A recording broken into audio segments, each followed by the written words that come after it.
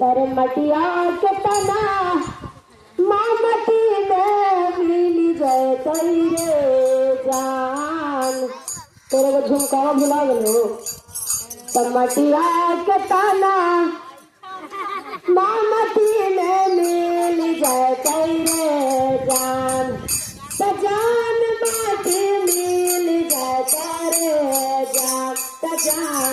जान गुरु के लिखल काटा बहुन में कतरे जान। जान गुरु के लिखल काटा बहुन में कतर।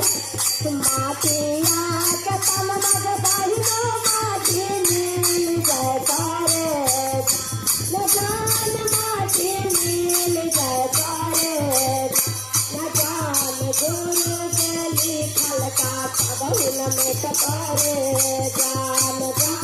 गुरु के लिखल काटा बहुन में कतर।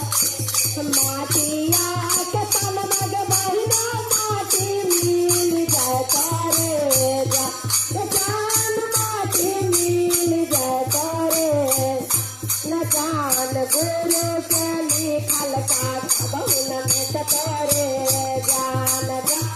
गुरु के लिखल काटा बहुन में कतरे जान।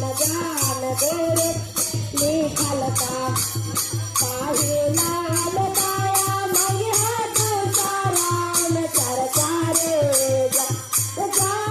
तुसाराम चरचारे न जानती तारा में गुरु पारनारे जान। जानती तारा में गुरु पारनारे मगनो तारा मिलता चर्चा से ज्ञान मारे जान। चर्चा से ज्ञान मारे न जान नामो शिवाय से बिगड़ल बन कई थम मारे जान। नामो शिवाय बिगड़ल बन कई थम मारे जान। तो बोले शंकर भगवान।